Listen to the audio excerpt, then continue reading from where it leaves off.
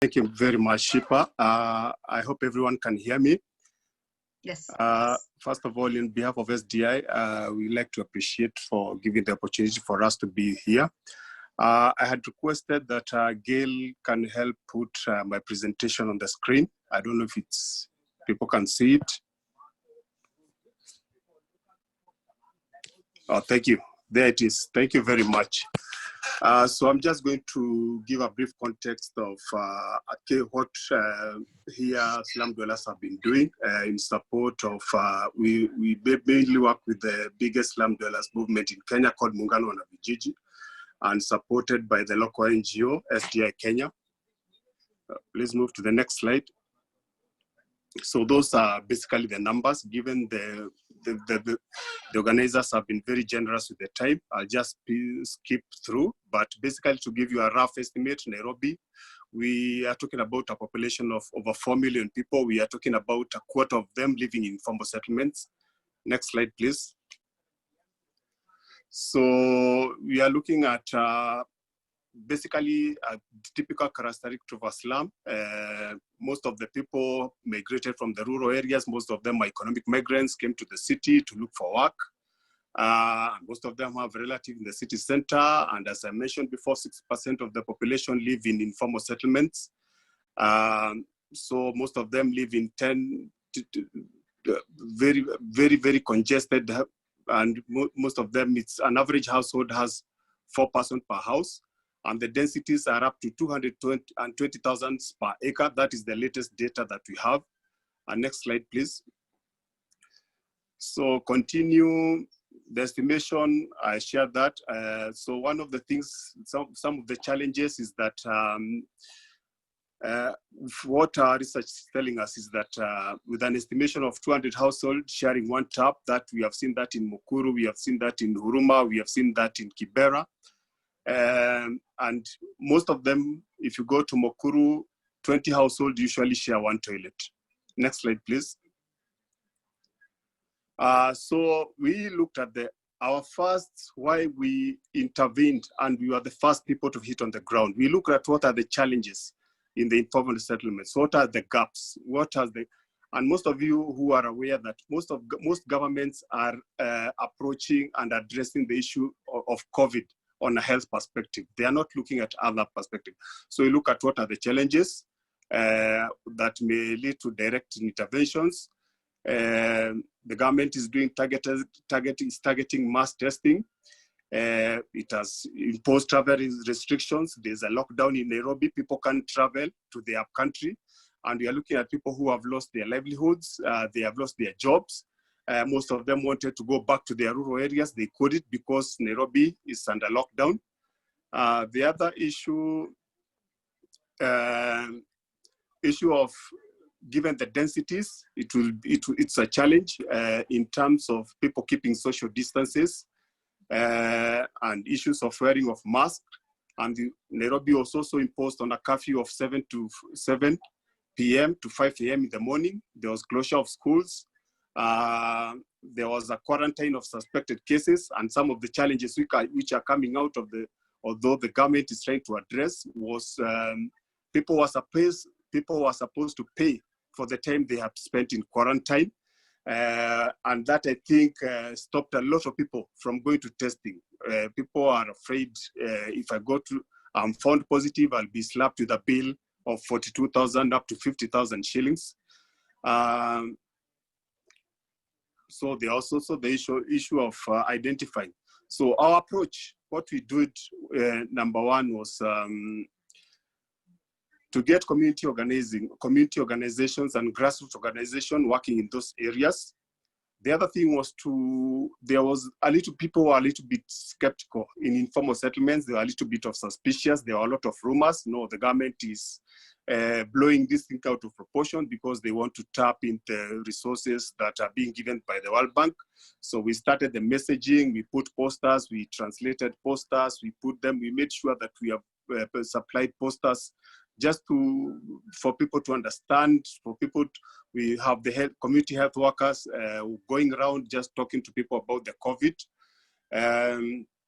So we created a mechanism of awareness raising. People are discussing in WhatsApp groups, in small community volunteer workers going around the communities.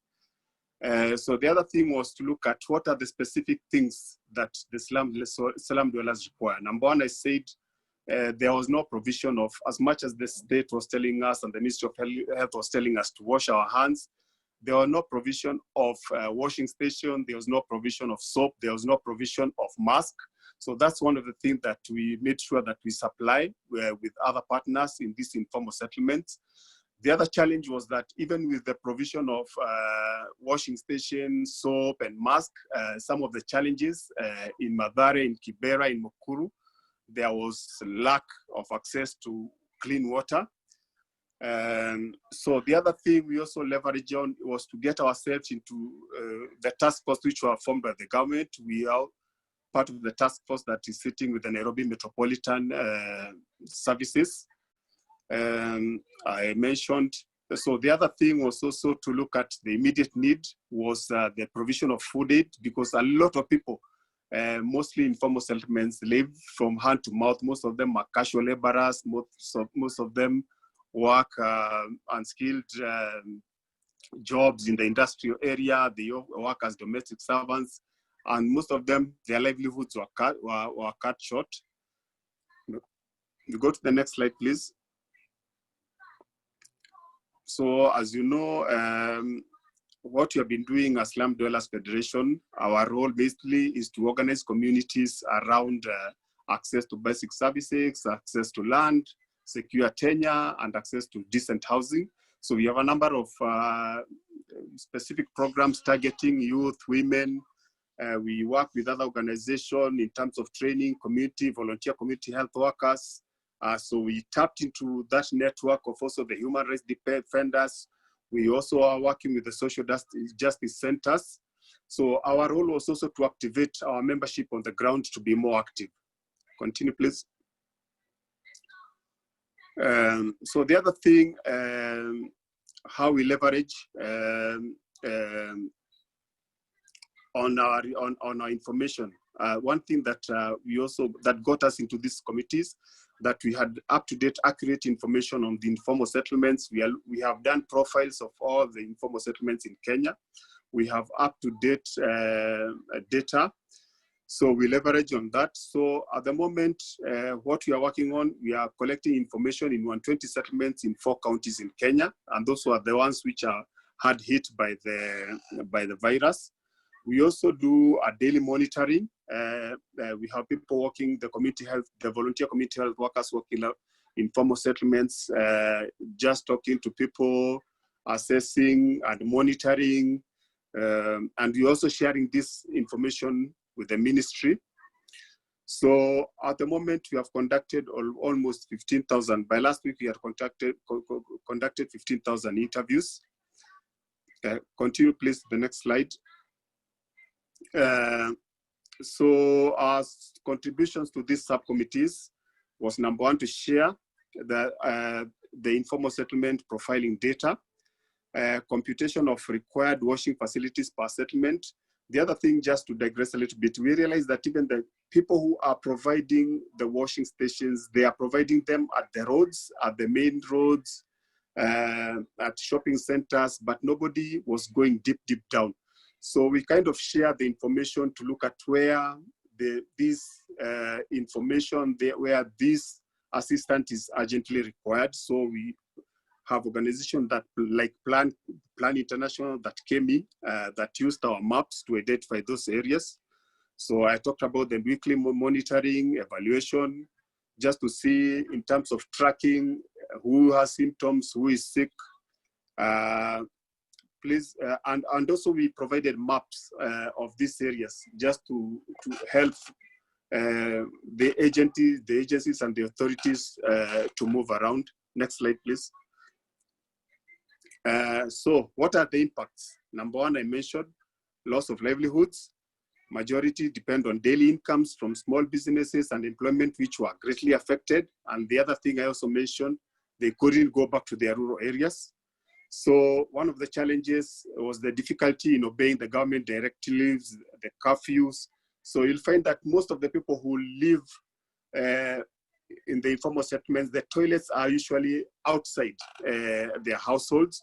So imposing, and some of them are at quite a distance. So it was a challenge for people to keep curfew. So the social distancing, the congestion, most of you have seen how slums are packed.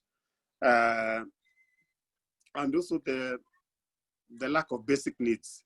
So there was an increased demand for water resources and food across the slum population. So those are the Joseph, you have 1 minute. Okay, let me move. Next slide, please. So next one, I think as we had mentioned, these slides will be available for everybody to access. So we are looking at some of the lessons, and some what we are also trying to push for is the government to come out very strongly and support communities and support organizations and institutions which are working in the informal settlements. And the other thing we also noticed that even the data, as by yesterday in Mathare, we realized even the data that is being given out by the government, sometimes it's inaccurate. So we had cases of, like in Mathare, they mentioned they had around, I can't remember, 40 cases. But what we realized, most of these people were not actually from Mathare. I think the government opened some businesses. They said restaurants and hotels will be opening from morning up to evening. And I think for the health workers, for you to open, your health workers had to go to a certain place to get tested, and you had to pay a fee. So most of them are taking advantage of going to these free areas, the areas which are doing free testing. So we are also pushing for the government. I have to ask you to wrap up, Joseph. Thank you. Okay, thank you very much. I think, thank you. Oh, you were almost there, so not bad. Thank you so much. Not bad. I tried as much as I can. Thank you. We are a bit short on time, so I'm grateful for your sticking to time, and I'm sure you'll have an opportunity to respond if particular questions are posed to your presentation. Particularly, I think people might want to know a little bit more about the urban-rural linkage dimension of the challenge in Nairobi, which we know, those of us who live in Nairobi, is very, very pronounced. But let's see if that comes up.